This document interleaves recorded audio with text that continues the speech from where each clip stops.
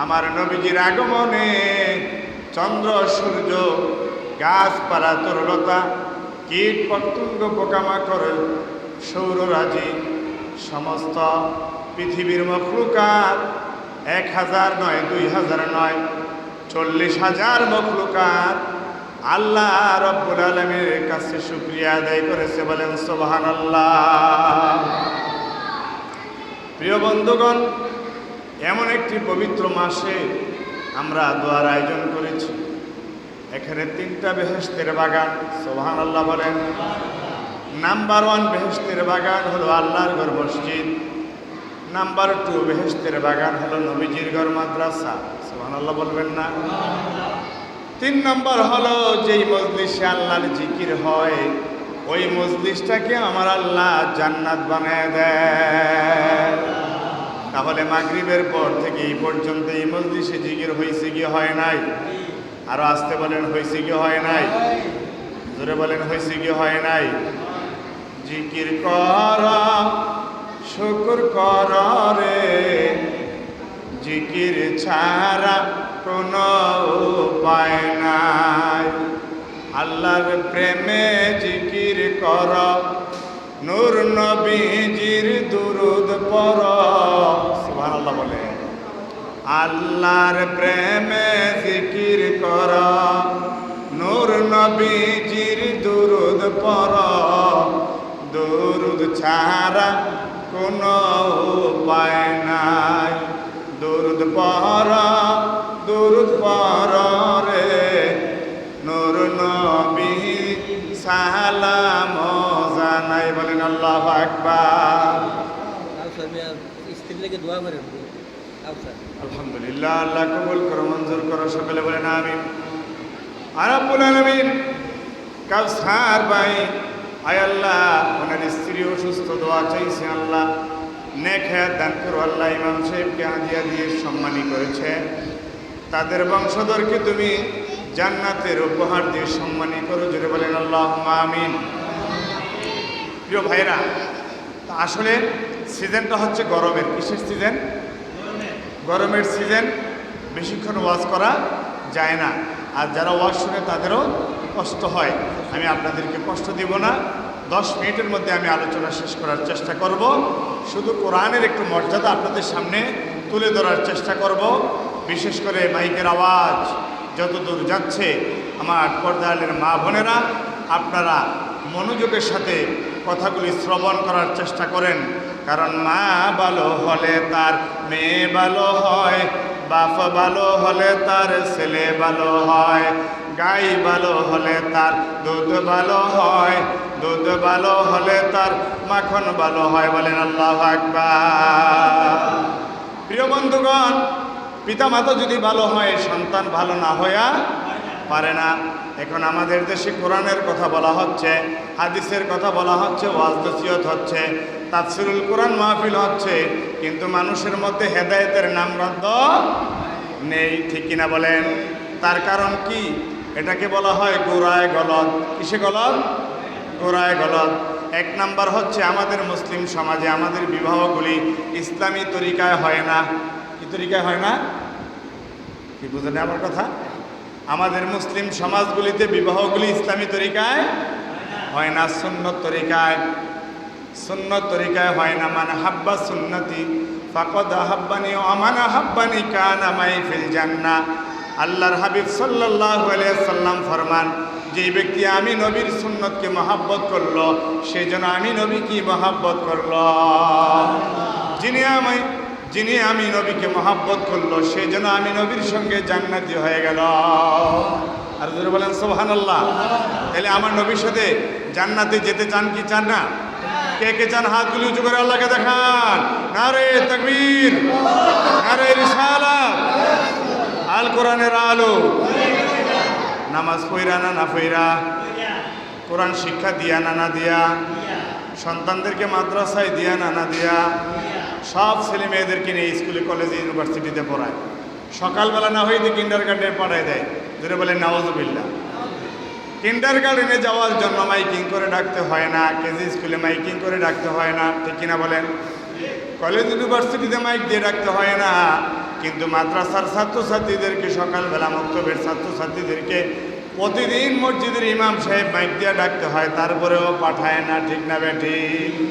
মুসলমানরে ধরছে গুনে ভেবে দেখো না, ইসলামী রীতিনীতি ভালো লাগে না, আজ আল কোরআনের রীতিনীতি ভালো লাগে না। ঠিক কিনা? মহিলা গো ধরছে ভূতে, মহিলা গো ধরছে ভূতে, ভেবে দেখো না, ইচ্ছা মতো চড়ে তারা স্বামী মানে না, মার্কেটিং করে তারা পর্দা করে না। জোরে বলেন ঠিক কিনা? মা যদি পর্দানিসীন হয়, সন্তান অটোমেটিক পর্দানিসীন হয়। জোরে বলেন সুবহানাল্লাহ। মা যদি দিনদার হয়, বাবা যদি দিনদার হয়, ছেলে মেয়ে সন্তানগুলি আল্লাহ ওয়ালা হয়ে যায়। বলেন সুবহানাল্লাহ।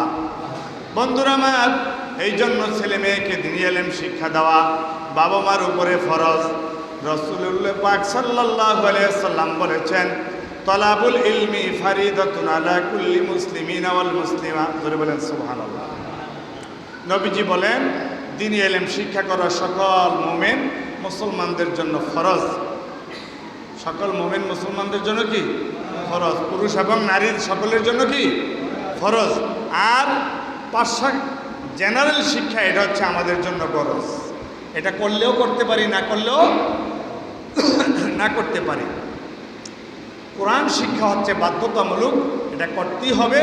দ্বীনি ইলম শিক্ষা না থাকলে নবীজি বলেছেন, তাম পৃথিবীর সকল বিশ্ববিদ্যালয় থেকে তুমি ডিগ্রি নিয়েছ, তোমার অন্তরে কোরআনের জ্ঞান নাই, তুমি মূর্খ, তুমি জাহেল, তোমার মতো কমবক্ত পৃথিবীতে আর হতে পারে। এই জন্য কোরআনের শিক্ষা দরকার আছে না নাই? বাবারা, আমি আপনি কোরআন শিখতে পারি নাই, এবার সন্তানকে শিখাই। বলেন, হুজুর সন্তান বিবাহ করেছে, বড় হয়ে গেছে, পারলাম না, নাতিকে শিখান। সুবহানাল্লাহ বলেন। ছেলের ঘরের নাতি, মেয়ের ঘরের নাতি আছে না নাই?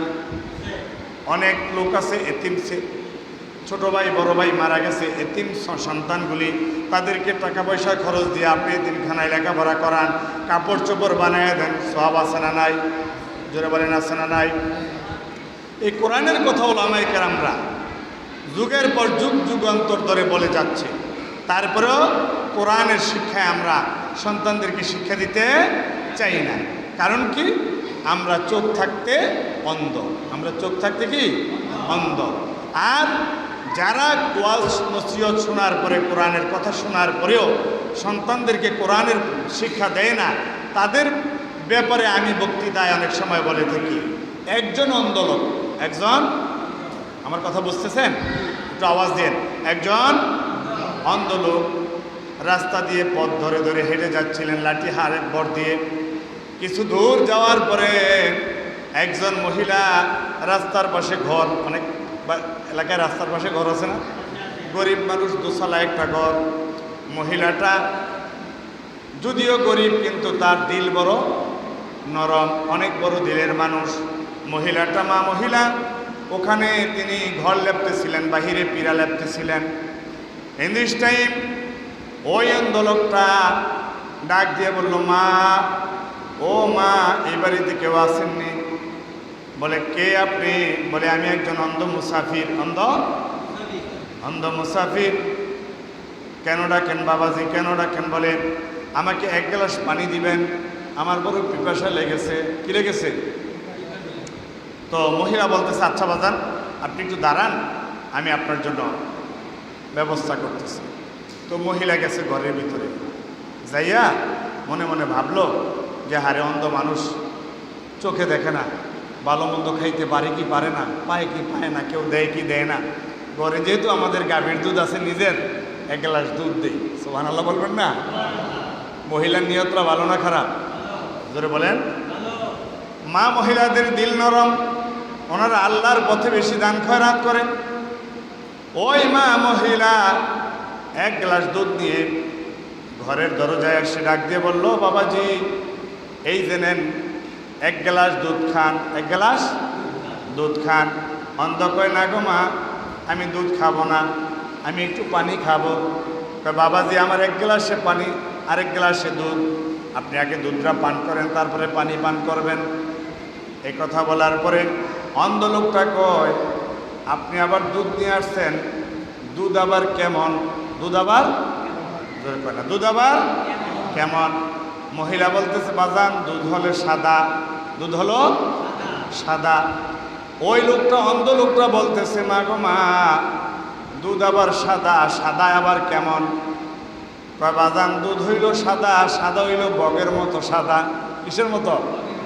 সাদা বগ আছে না, বগের মতো সাদা। তো দুধ হলো সাদা, যদি সাদা বগের মতো হয় বগ কেমন? তো মহিলা যে ওই ঘর লেপতেছিল, মহিলা যে কী করতেছিল? ঘর লেপতেছিল। পীড়ার উপরে ছিল একটা কাশি। কি ছিল? কয় বগটা হচ্ছে কাশির মতো। কিসের মতো?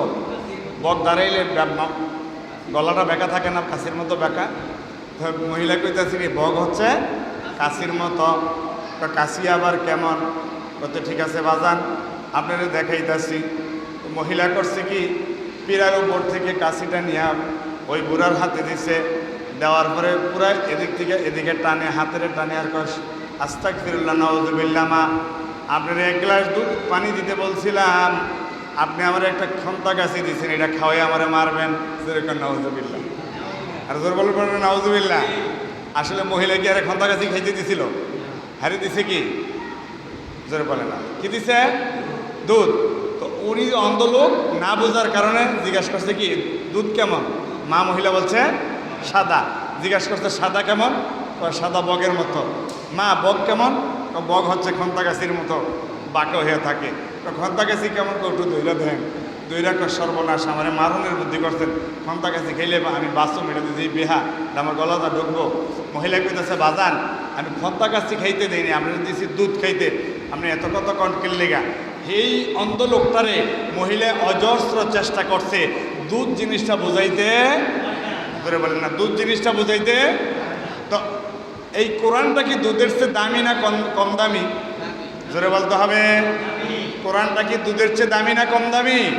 এই কোরআনটাকে বোঝানোর জন্য যুগ যুগান্তর ধরে আমরা আলিম ওলামারা মানুষকে বুঝাচ্ছি, কিন্তু যারা ওই অন্ধ লোকটার মতো অন্ধ, তারা কোরআন বুঝে না, তাদেরকে আমরা যতই বুঝাই তারা এই কোরআন থেকে দূরে সরে যায়। জোরে বলেন নাউযুবিল্লাহ। আমি আপনাদেরকে আজকের এই মহতি জলসায় নুরানি বেহেশতের বাগানে ওলামায়ে কেরামের মজলিসে সকলকে অনুরোধ করব, এই দেশে কোন এক ভদ্রলোক আল্লাহ তাকে কবুল করেছেন, তিনি এত সুন্দর মসজিদ, এত সুন্দর মাদ্রাসা করে দিয়েছেন, এটা রক্ষণাবেক্ষণার দায়িত্ব আমাদের আছে না নাই? দেশবাসী হিসাবে আছে না নাই? দেশবাসী হিসাবে বাদ দেন, মুসলমান হিসাবে দায়িত্ব আছে না নাই? আমরা সবাই কি মুসলিম না অমুসলিম? জোরে বলতে হবে। কে কে মুসলিম হাত ধরে আল্লাহকে দেখান তো বলেন আল্লাহ, বলেন আল্লাহ। আল্লাহ এই দ্বীনি প্রতিষ্ঠানগুলি হেফাজত করার জন্য আমাদেরকে আপনি তৌফিক দান করেন। সকলে বলেন আল্লাহুম্মা আমিন। অনেক কথাই বলার ছিল, সংক্ষেপ করলাম। আমি আমার কথা আলোচনা এখানে সংক্ষিপ্ত করলাম।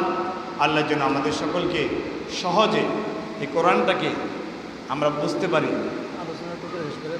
হ্যাঁ, আমরা এই কোরআনটাকে যেন বুঝতে পারি, কোরআন অনুযায়ী যেন চলতে পারি। কি বলেন? রাজি আছেন না?